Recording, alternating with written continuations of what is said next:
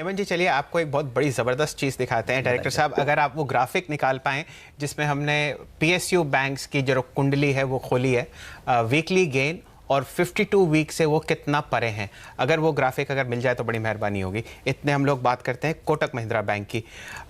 हेमंत जी, 1100 करोड़ का cash market में transaction हो चुका है इस वक्त कोटक महिंद्रा बैंक का।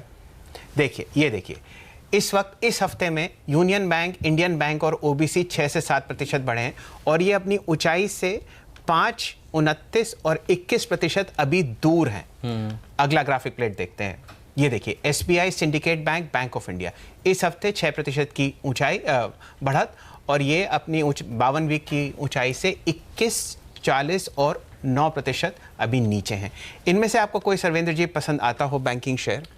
देखिए, मैं भी एसबीआई के साथ फिलहाल जाना चाहूँगा। लेवल्स इसके अगर पीएसयू बैंक्स में जाना है तो आई थिंक एसबीआई के साथ जाएं। और इसका एक बात ये है कि फिलहाल तो 300 तक आ गया है जो हमारा इनिशियल टारगेट्स थे। अब 300 के ऊपर ब्रेकआउट करके अगर सस्टेन करता है तो मुझे लगता है इसके जो फाइनल जो हर्डल्स रहे हैं लास्ट कई सालों में वो 330 के आसपास रहे, 330, 40 के आसपास है, जाके लास्ट 6-7 सालों में हमेशा अटक जाता है। तो अगर यहाँ से निकला तो आई थिंक एक बार वापस वो अटेम्प्ट 330, 340 का इसका एसबीआई का मुझे लगता है कि होगा। हेमंत जी, इसका ऑल टाइम हाई क्या होगा एसबीआई बैंक का?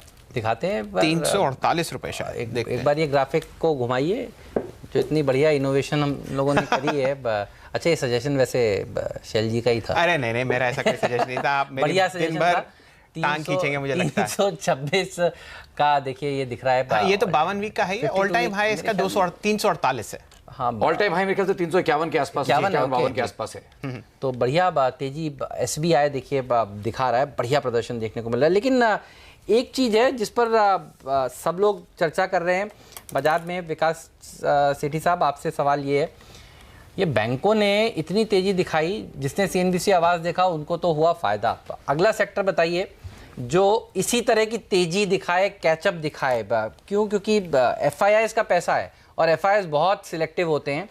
पहले प्राइवेट सेक्टर बैंक उनको पसंद आते हैं, उसके बाद आईटी सेक्टर भी पसंद आता है। लगता है क्या आपको ये जो आज थोड़ी बहुत बाइंग हुई है आईटी कंपनियों में, ये डिलीवरी बेस्ड बाइंग है और आईटी सेक्टर अगले हफ्ते का सबसे बढ़िया प्रदर्शन दिखाने वाला एक सेक्टर हो सकता है अगर रुपया मजबूत होना रुक जाए? आपका व्यू आईटी सेक्टर पर दीजिए।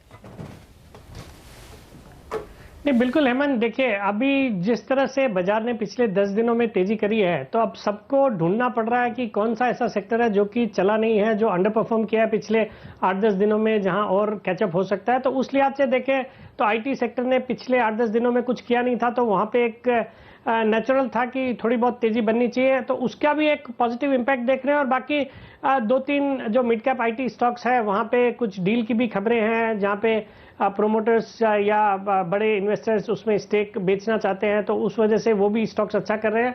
तो आज जो तेजी शुरू हुई है, मुझे लगता है अभी थोड़ी स्टीम इसमें बाकी है, तो one could certainly play with IT stocks और मुझे लगता है आने वाले वीक में भी वो अच्छा करने चाहिए। आप हिंट दे रहे हैं माइंट्री एलएनटी वाली डील का, जो बाजार में चर्चाएं चल रही हैं, इस हफ्ते आ जाएगी। माइंट्री ले या छोड़ दें, क्योंकि ये सबको पता है खबर, या कोई और स्टॉक आप जिस पर बुलिश हैं वो बताइए? क्योंकि आज हमारा सुबह भी व्यू यही था इस डील के चलते कि माइंट्री में बढ़ने की गुंजाइश इतनी नज़र आ नहीं रही, लेकिन आपका व्यू बताइए।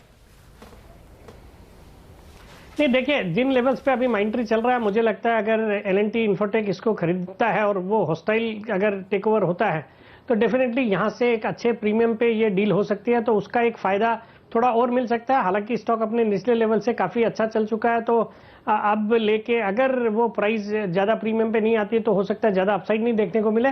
बट इसके अलावा भी एनआईटी टेक में भी ऐसी खबरें हैं, वहां पे भी जो एनआईटी है वो अपना स्टेक बेचना चाह रहे हैं, तो वहां पे भी डील हो सकती है। तो इस तरह से ये दोनों स्टॉक्स मुझे अच्छे लगते हैं। तो इनमें ऐसे नहीं है कि रनअवे कल की कल डील होने वाली है और भाग जाएंगे, आप वेट करिए। आज है डिस्पाइट द फैक्ट कि माइंट्री आईटी स्टॉक्स अच्छा कर रहा है, माइंट्री कल के लेवल से थोड़ा नीचे ही ट्रेड कर रहा है। मुझे लगता है करंट लेवल्स पे अगर खरीदेंगे तो फिर उसमें मुझे लगता है आने वाले वीक में यहाँ से कुछ और अपसाइड इस स्टॉक में डेफिनेटली देखने को मिल सकती है। सचिन जी अगर हमारे साथ जुड़े हों, वो आईटी शेयर्स पे काफी नजर रखते हैं, आपका कोई व्यू?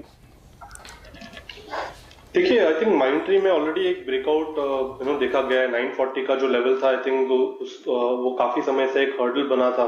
लगभग 8 हफ्तों तक इस पर्टिकुलर लेवल के ऊपर क्लोजिंग नहीं हुई थी। तो कल के सत्र में जिस तरीके से क्लोजिंग हुई है, मुझे लग रहा है एक अच्छे संकेत है। प्रॉब्ली अगर ये डील हो जाती है तो अगर वापस मोमेंटम बनता है तो वो मोमेंटम 975 980 तक भी एक्सटेंड हो सकता है। तो आई थिंक माइंट्री में यहाँ पर थोड़ी सी पोजीशन रखने में कोई हर्ज नहीं है। और सिंस हम आईटी की बात कर रहे हैं, मुझे इन्फोसिस काफी बेटर लग रहा है। इनफैक्ट जिस तरीके से इस पर्टिकुलर प्राइस स्ट्रक्चर में ऑब्जर्वेशन है, जहां पर एक हार्मोनिक बुलिश पैटर्न के कंप्लीशन के नजर आ रहे हैं अराउंड 700 के आसपास, जिस तरीके से पुट राइटिंग हुई है, आई थिंक वो एक काफी कॉन्फिडेंट सपोर्ट या बेस बन चुका है। तो मुझे लग रहा है इन्फोसिस में यहाँ पर थोड़ा सा थोड़े से लॉन्ग पोजीशन अभी यहाँ से ऐड करने चाहिए। नीचे में जब तक स्टॉक अभी वापस 700 के नीचे झुकता नहीं है, आई थिंक तब तक ऊपर में 740 745 तक के लेवल्स आ सकते हैं इस पर्टिकुलर पुल बैक में। तो आई थिंक एक अच्छा कैरी फॉरवर्ड ट्रेड होगा इन्फोसिस में, जहां पर फ्रेश लॉन्ग पोजीशन बनाए जा सकते हैं। 700 का स्टॉप लॉस होगा क्लोजिंग बेसिस पे, और 745 के नजदीक आ जाता है तो एक बार रिव्यू करना चाहिए। बिल्कुल। तो इन्फोसिस ये वो स्टॉक है जिस पर आपकी नज़र होनी चाहिए। और देखिए इन्फोसिस भी अपने 52 वीक हाई से ज़्यादा दूर नहीं है। ये कैचअप रैली जो आपने देखा, और आप देखिए जब FIS का पैसा आता है तो फिर वो फिर भाव देखिए नहीं देखता, आप खरीदता है, सिर्फ क्वालिटी में नजर। एग्जैक्टली। और इन्फोसिस, TCS, ये दोनों ऐसे स्टॉक्स हैं, अगर आप इनके कॉल ऑप्शंस में जाकर देखें तो प्रीवियस ट्रेडिंग जो भाव था और आज का जो भाव है उसमें आप देखेंगे लगभग करीब करीब डबल वो हो चुके हैं। ऑलरेडी डबल हो चुके हैं का मतलब ये नहीं है कि ये अभी यहाँ पर और नहीं बढ़ेंगे। TCS का भी कोई कॉल ऑप्शन हो तो आप निकालिएगा सर्वेंद्र जी, पहले इन्फोसिस। लेकिन देखिए इन्फी में मुझे लगता है कि 720 का ही कॉल आपको 720 वाला कॉल ही करना चाहिए। डायरेक्टर साहब 720 का कॉल पहले इन्फोसिस का दिखा, ऑलमोस्ट एट द मनी रहेगा। और 17 रुपए का भाव चालू है। मुझे लगता है कि इसमें आपको टारगेट तकरीबन 28 से 30 के टारगेट्स मिल जाएंगे। और अगर आप इसको बाय करके चल रहे हैं तो आप 12 रुपए के नीचे स्टॉप लॉस रखेंगे और मेरे हिसाब से लेके काम करना चाहिए। और TCS का भी जल्दी से बता दिए। TCS का मैं आपको देख के बता देता हूँ सर। ओके। तो हमारे साथ समीर कालरा साहब जुड़े हुए हैं। बाजार की जो अंतड़ियां हैं उनको बड़े आराम से और बहुत ध्यान से देखते हैं फंडामेंटली। समीर जी, एक तो मैं आपसे प्रश्न पूछूंगा टाटा मोटर्स पे, लेकिन वो बाद में। सबसे पहले हम IT सेक्टर डिस्कस कर रहे हैं। इसमें से जो पहले 4 या पहले 5 अग्रिम पंक्ति के काउंटर्स हैं, अगर आपको एक इन्वेस्टर को एडवाइस करना हो कि भाई इसमें पैसा डालना है तो कौन सा शेयर चूज करेंगे? तो हमारे तो वही फेवरेट है, इन्फोसिस, TCS, टेक महिंद्रा। इसी सीक्वेंस में, क्योंकि अगर आप देखें तो अब IT जो दिग्गज हैं वो मेनली आपको इन्वेस्टर को कैशबैक के लिए माने जाएंगे अगले 2-3 साल। अब वो हाई ग्रोथ डिजिटल स्टोरी आएगी, लेकिन वो अभी भी 30-40% रहेगा रेवेन्यू का। तो टोटल रेवेन्यू में इतना ग्रोथ पुश नहीं दिखेगा। और मेरे ख्याल से जो ये कमजोरी डॉलर में आ रही है रुपए के अगेंस्ट, ये कहीं ना कहीं एंड ऑफ मार्च में रिवर्सल वापस से शुरू हो जाएगा, क्योंकि वहीं FIS के फ्लो भी कहीं ना कहीं रुकते हैं या रिवर्स हो जाते हैं, क्योंकि आप इलेक्शन फेज में आ जाते हैं। इलेक्शन फेज में हमेशा यही होता है कि 7 से 8 हज़ार का फ्लो आएगा, वो मेरे ख्याल से एक लिमिटेड रहता है। तो मेरे ख्याल से इन्फोसिस, TCS और टेक महिंद्रा। और अगर आप भी फंड सोचें, जो हम लोग चाय की चर्चा पर बात कर रहे थे कि अगर आप गोरे हैं और आपको भारत में पैसा डालना है तो आप सिर्फ और सिर्फ क्वालिटी चूज करेंगे। जब एक्सिस बैंक और ICICI बैंक में इश्यूज थे, शैल जी आप याद करिए, तब बढ़ता क्या था, HDFC बैंक बढ़ता था। और जब ये इश्यूज सॉल्व होने शुरू हुए उसके बाद पैसा वहाँ पर आया। तो बहुत ही फैंटास्टिक आपने बात कही। आप बताइए सर कि कॉल ले लिया जाए, अब ये तो पैसा तो बनेगा यहाँ पर, ये बात तो पक्की है। IT सेक्टर अगले हफ्ते का बढ़िया सेक्टर हो सकता है, ये तो नजर आ रहा है। कोई ना कोई तो देखिए यहाँ पर स्मार्ट मनी इसमें आज बाइंग कर रही है। नहीं, वॉल्यूम्स काफ़ी हैं। आई थिंक अगर आप TCS का 2100 का भी कॉल देखेंगे तो आज almost all time high volumes आपको दिखेंगे इसमें। जी हाँ।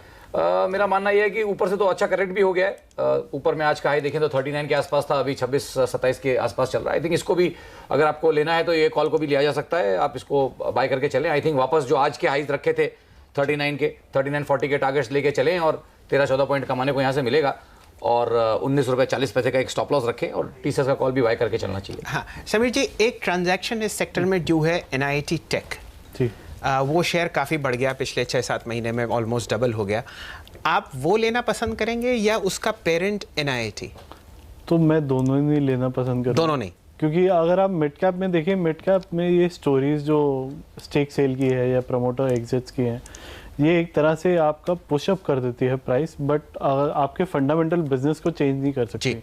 तो मेरे ख्याल से यहाँ पे काफ़ी प्राइसिंग प्रेशर है इनको, क्योंकि अगर लार्ज कैप में ही प्राइसिंग प्रेशर है तो यहाँ पे तो काफ़ी बुरा ही हाल होगा। हाँ, तो मार्जिन भी अगर आप क्वार्टरली देखें तो कहीं ना कहीं नीचे ही आ रहे हैं जी। तो मेरे ख्याल से अगर किसी के पास है भी ये, तो ये एक अच्छा मौका दे रहे हैं आपको एग्जिट करने का मेरे ख्याल से, रादर देन एंट्री करने का। लीजिए, क्या बढ़िया राय मिली है इस वक्त। फैंटास्टिक। हेमंत जी, वैसे एक बार और मैं नोटिस कर रहा हूँ कि इस वक्त जो ट्रांजैक्शंस हो रहे हैं ना, उसमें जो नए लोग घुस रहे हैं वो फाइनेंशियल इन्वेस्टर्स हैं। जैसे कोई वेंचर फंड हो गया, कोई पीई फंड हो गया। तो उससे एक दिक्कत ये आ जाती है कि जब कोई एग्जिस्टिंग कॉम्पिटिटर आपको खरीदता है तो वो आपके एग्जिस्टिंग सिस्टम से उसमें एफिशिएंसीज लाता है, बतेरी चीज़ें बदलता है, नए कस्टमर्स आते हैं उसको मिलके। जब कोई फाइनेंशियल इन्वेस्टर आता है, ये ज़्यादातर चीज़ नहीं देखी गई, वो फ्लिप करने के लिए आता है। सही कह रहे हैं आप, बिल्कुल सही है, और बहुत ही गजब की रीडिंग है। लगता है कि आईटी में दिग्गजों के साथ ही रहना चाहिए, जो बेस्ट टॉप 3 है वही आप, क्योंकि आप इस समय देख क्या रहे हैं, ये क्या आप DIIs ने 550 पॉइंट की तेजी बैंक निफ्टी में कराई है? नहीं, FIIs ने कराई। FII तो क्वालिटी चेस करेगा और क्वालिटी स्टॉक्स में ही रैली बनेगी। तो टेक महिंद्रा को क्यों पीछे छोड़ा जाए? बताइए सच्चिदानंद जी, टेक महिंद्रा में आपको लगता है क्या एक बढ़िया तेजी बन सकती है? और आप कॉल निकाल रहे हैं ना सर टेक महिंद्रा का? जी बताइएगा सर आप। सच्चिदानंद जी बताइए, टेक महिंद्रा क्या लेवल्स हासिल हो सकते हैं और इसका 52 वीक हाई लो एक बार जरूर डायरेक्टर साहब फ्लिप करके बताइएगा। देखिए, टेक महिंद्रा में जिस तरीके से कल के सत्र में जो रिकवरी हुई है वो काफी अहम है। इनफैक्ट स्टॉक ने कभी भी 784 के नीचे क्लोजिंग दी नहीं थी। कल के सत्र में एक बार वो उसमें थोड़ा सा ड्रिफ्ट देखा गया था, बट जिस तरीके से रिकवरी हुई है वहां पर एक हैमर पैटर्न एस्टेब्लिश हो चुका है, जो इंडिकेट कर रहा है कि ये पर्टिकुलर जो लेवल है वो काफी स्ट्रांग है, वो एक अच्छा सपोर्ट है। तो आई थिंक 780 के स्टॉप लॉस के साथ यहाँ पर थोड़ी सी लॉन्ग पोजीशन जरूर बनानी चाहिए।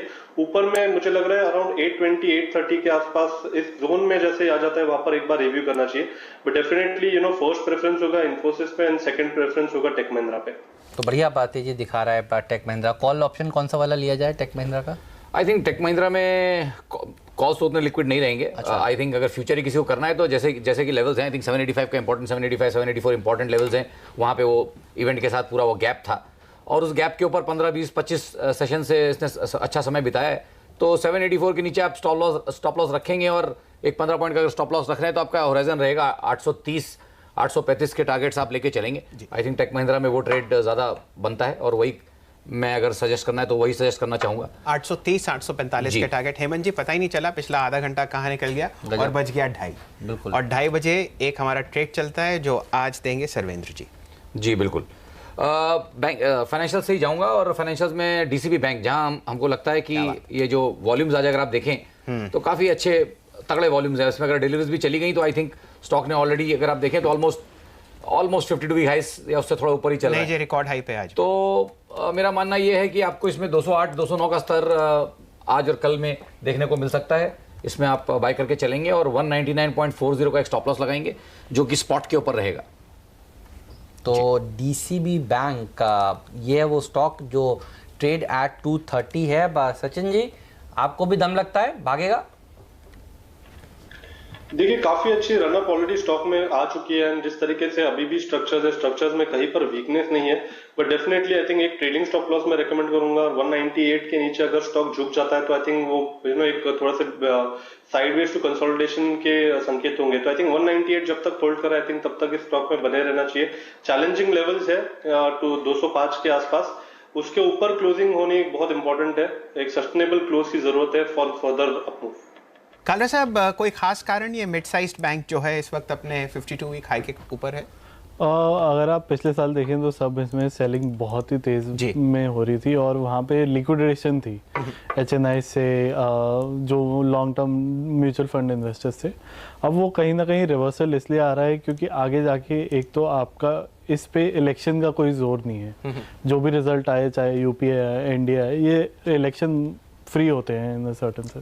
और मिड कैप में अगर आप देखें तो वैल्यूएशंस काफ़ी सस्ती हो गई हैं और कहीं ना कहीं एनपीएस का भी तो ये कैचअप चल रहा है आपके हिसाब तो ये मेरे ख्याल से, और यहाँ पे पीएसयू मिड कैप में कैचअप बहुत तेज़ होगा और अभी भी काफ़ी स्टीम मेरे हिसाब से रहती है पीएसयू मिड कैप्स में, बैंक्स में। डीसीबी बैंक शायद पीएसयू मिड कैप नहीं है। नहीं वो प्राइवेट में, जी हाँ, प्राइवेट में। आगा खां ट्रस्ट बैंक है और